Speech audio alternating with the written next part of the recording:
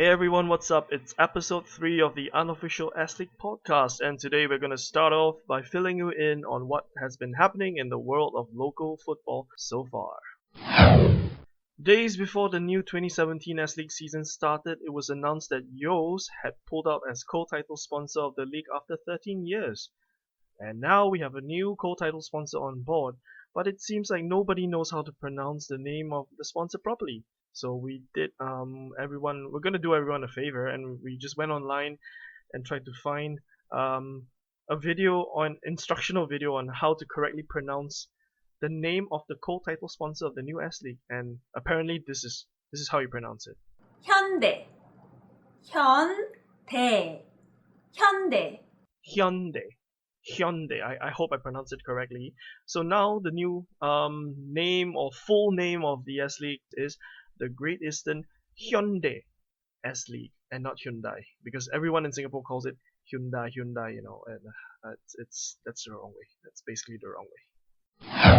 So after 2 weeks of matches played, Home United is now at the top of the table, and it seems that their Croatian hitman Stipe Plazibat is scoring goals for fun. It's 6 goals in 2 games. That's an average of a hat-trick in every game. Now, is there anything or anyone in the league that can stop Home United or Stipe? Or will they continue their fine run? Well, fortunately for the rest of the league, Matchweek 3 would see Home United sitting out due to the odd number of teams. So perhaps we can see other teams like Albirex catching up or even surpassing Home United in Matchweek 3. The second week of action in the S-League saw 4 matches being played, 14 goals being scored, 10 yellow cards flashed, and 2 clean sheets in total.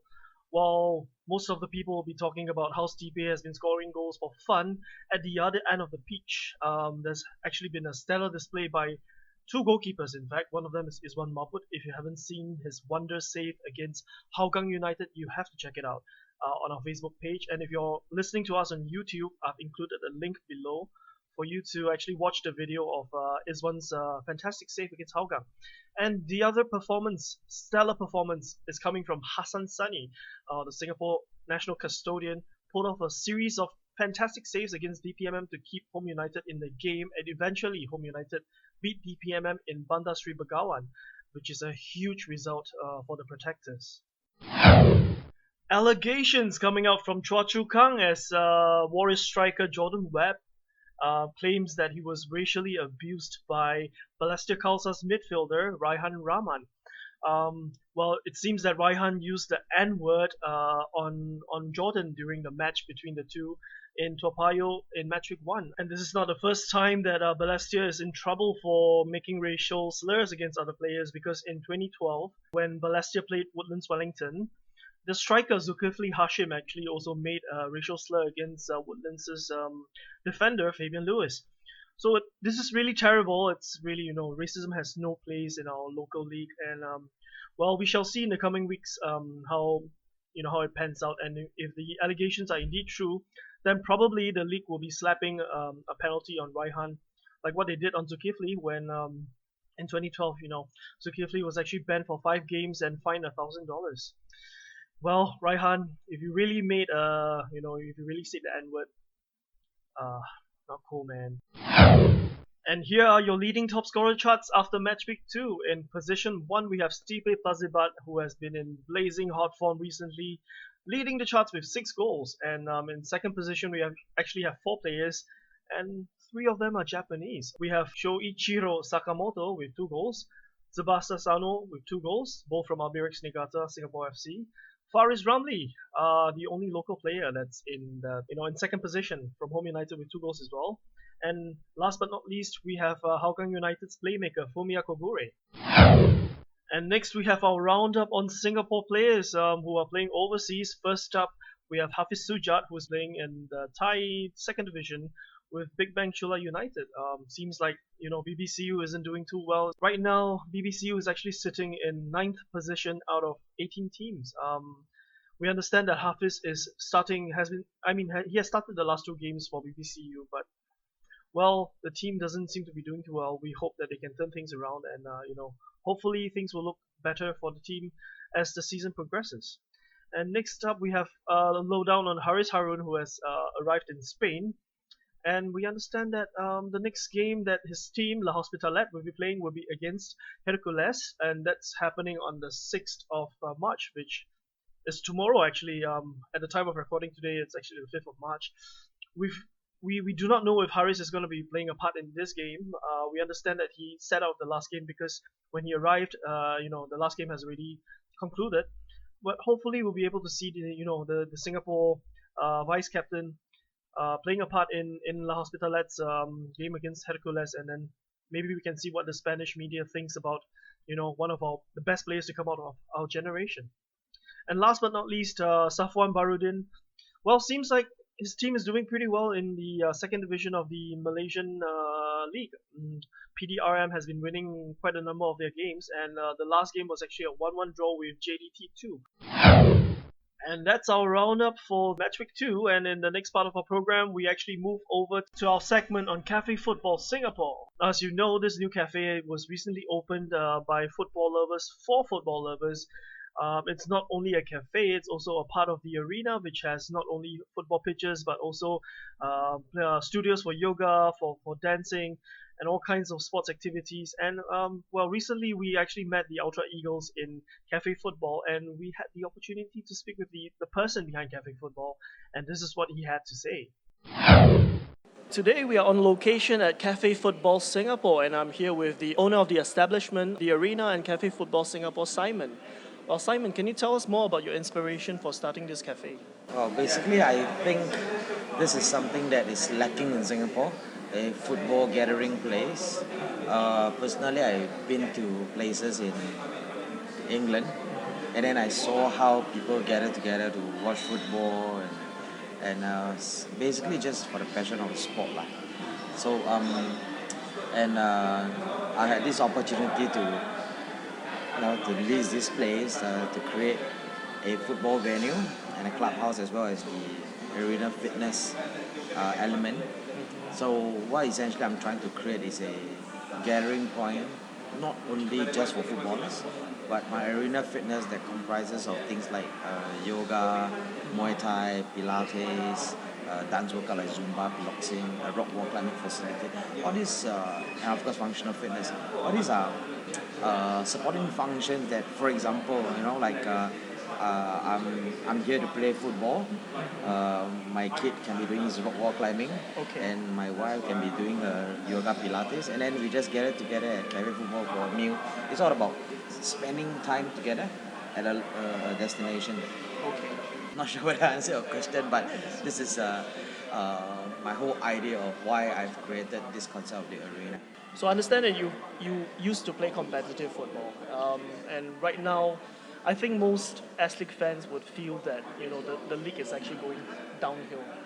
Do you have any opinion, or what do you think is the difference between the S-League of the past and the S-League of today? I still remember during the first year of S.League in 1996, 97, 98, I actually witnessed full capacity crowd, even when I was only a 17-year-old boy, and it was my dream to break into the first team. So it was really it was a far-fetched dream, to just be playing in the first team and stuff. And then,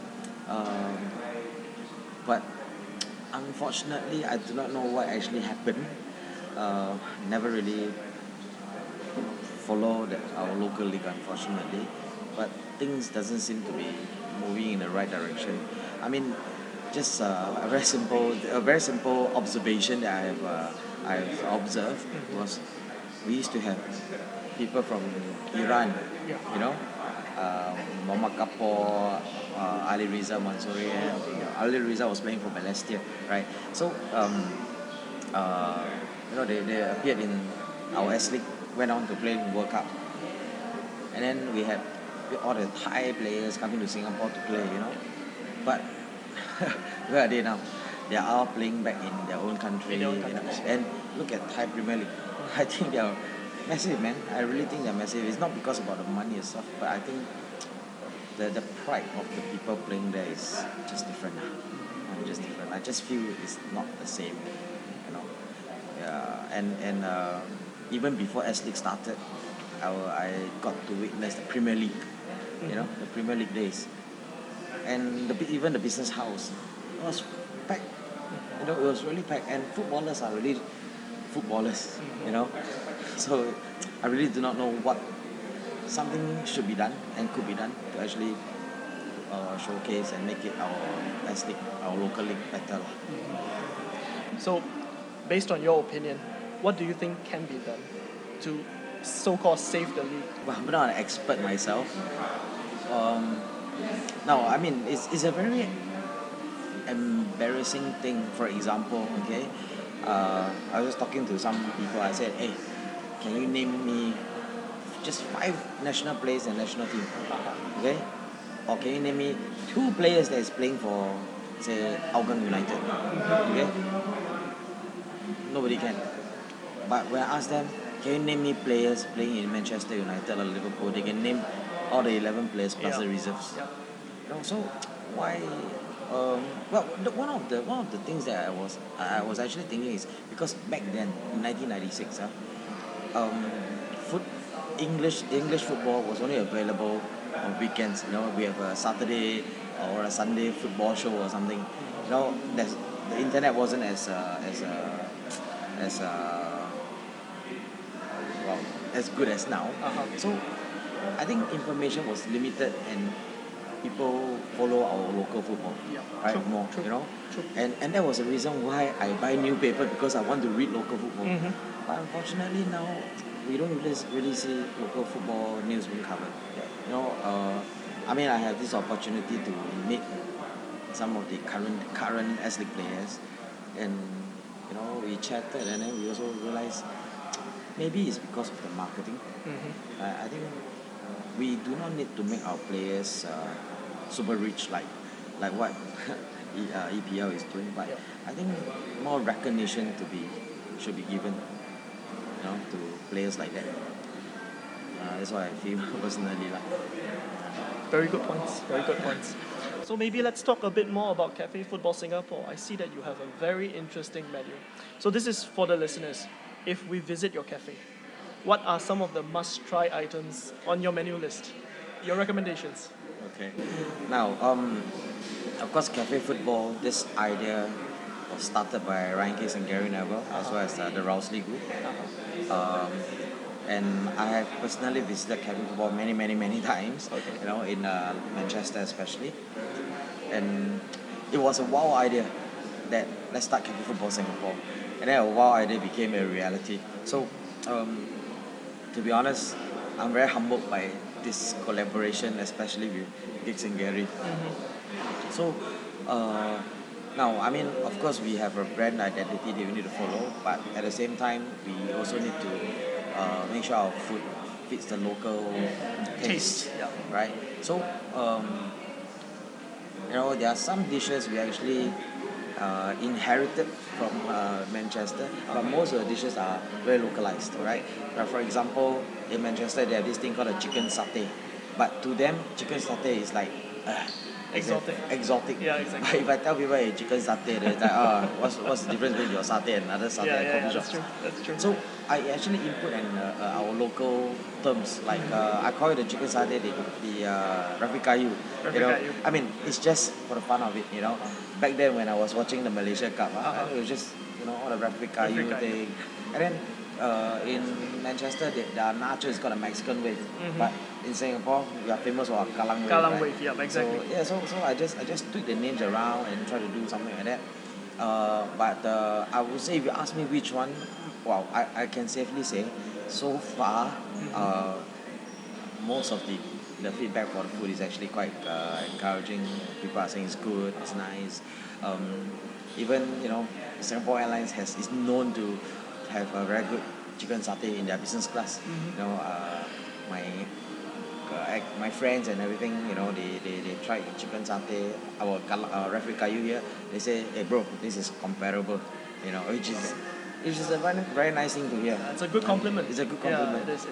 So I think if people come, I think the must try dish if you come in a group, is to try our teammate platter. Okay. Yeah, you have some satay, you have some prawns, chicken wings, and some nachos and everything. So these are sometimes $18. It's very value for money. Okay. So it doesn't matter if you're a BPL fan or S-League fan, as long as you're a football fan, you have to come here and check this place out. I'm sitting here right now, I'm looking around. Beautiful, so many team jerseys around here.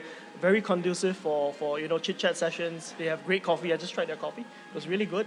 The towers here are, from what I see, very popular as well. So, they are at 48 Woodley Park. Yeah, we lease the property from PUB Recreation Club. This place is really created by footballers. By footballers. Really for the footballers, you know. Okay. So, whether you like to play, you like to watch, or you just like to talk about football, this is where, and that's the reason why I'm here. Every day I'm talking about football. Regardless of who I'm talking to, I'm speaking to, it's always about football. But to be honest, the passion is within. My knowledge is not as good, but it's just the passion for the love of the game. Okay. Thank you very much, Simon. Thank you. Well, last evening I had the opportunity to witness Geylang International's first home game of the 2017 season at Bedok Stadium. Incidentally, this game was against Balestier Khalsa, who were on the end of a 2-1 defeat last week to Warriors FC. It was a very entertaining game, and this was what I thought of the match.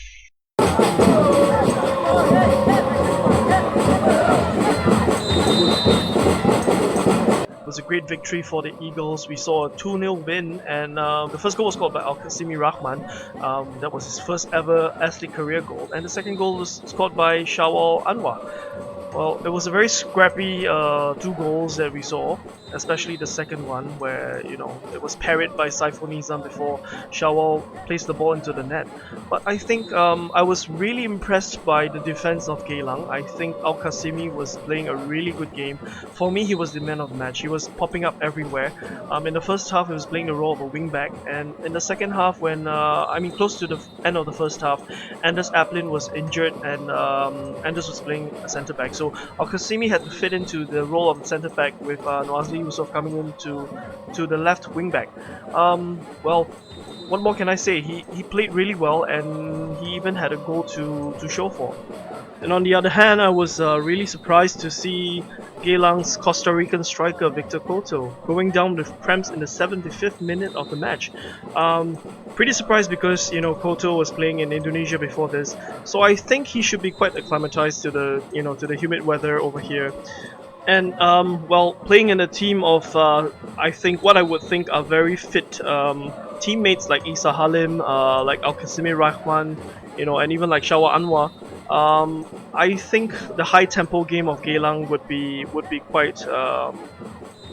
quite difficult for players like Couto if he doesn't keep up his fitness levels to match the rest of his teammates. So, I would like to see how Couto would build up on his fitness, and hopefully as the season progresses, right, he can actually get fitter and not get into cramps so easily, so that he can help out the rest of the team. But granted, he actually provided assists for both goals. Of course, the second one, he actually fluffed the shot before Shawar Anwar put it into the back of the net.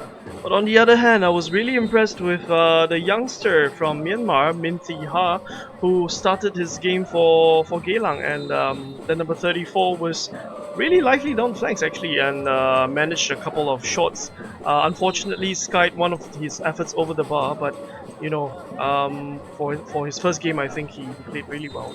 And even after the game, the Balestier Myanmar fans were crowding around him, and I saw a couple of them asking him for an interview, and also a couple of them asking him for his signature.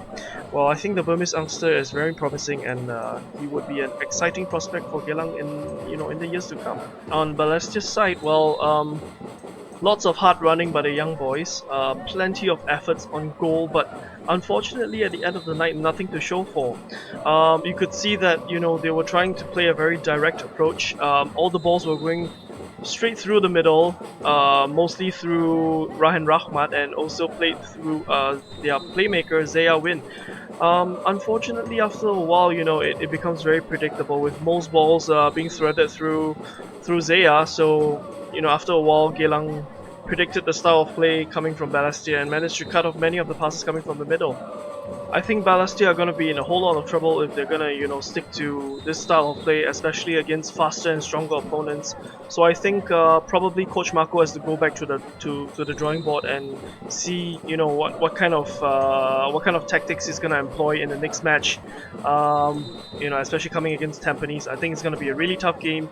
If he's going to be continuing this kind of tactics against Tampines, probably we're going to expect the same kind of result where Balestier is going to be on the losing side again. Okay, so for the very last part of our podcast this week, we're gonna end it with our regular segment called Part Time Pundits, and this week, it's still me, Aaron here, and my mystery pundit. Well, I'm just gonna share with you what I think would be the results of Matchweek 3, and well, hopefully we have the same kind of feeling for the results. All right. So for the first match that's coming up in match week 3, we have Albirex Niigata playing against Brunei DPMM. This will be taking place at Jurong East Stadium. I'm gonna think that, well, looking at the way Albirex are playing right now, I think it's gonna be a victory for the White Swans. Scoreline for this match probably 2-1 for Albirex. Well, looking at the firepower that Brunei has, they're at least good for one goal.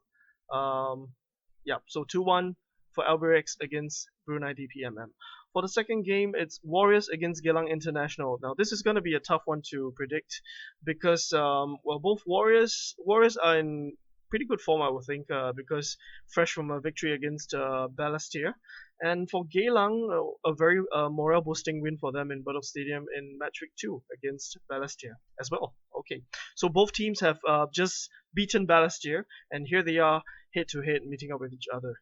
I think for this match, probably we're gonna see a Warriors victory against Geylang. Scoreline is gonna be really tight because looking at the defenses on both sides, with Warriors having stalwarts like Baihaki and Shakir Sulaiman, and Geylang having fast defenders like Al Qasimi and Farid Abdulhamid, I think Warriors are probably going to come away with just a 1-goal victory. I'm going to predict 1-0 to Warriors.